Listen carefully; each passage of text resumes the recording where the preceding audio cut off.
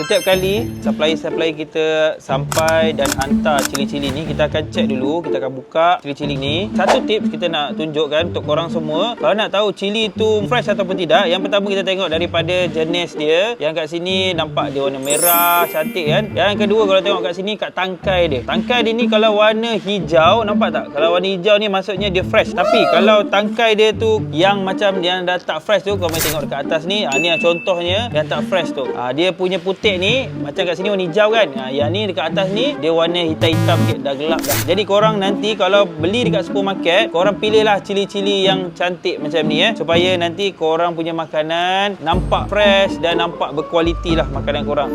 Sebab itulah Pak Remy pun menjaga juga kualiti untuk dapatkan sambal yang berkualiti dan sedap untuk korang semua. Jadi nak dapatkan dekat mana? Dapatkan sambal-sambal Pak Remy dekat beg kuning bawah ni sekarang. Tapi tunggu dulu, kami tak tahu lagi bila lagi kita orang akan restock. Tapi kalau tengah ada, beli terus sebab sambal kami cepat sangat sold out. Nak dapatkan kat mana? Tuh, tengok dekat beg kuning bawah ni sekarang.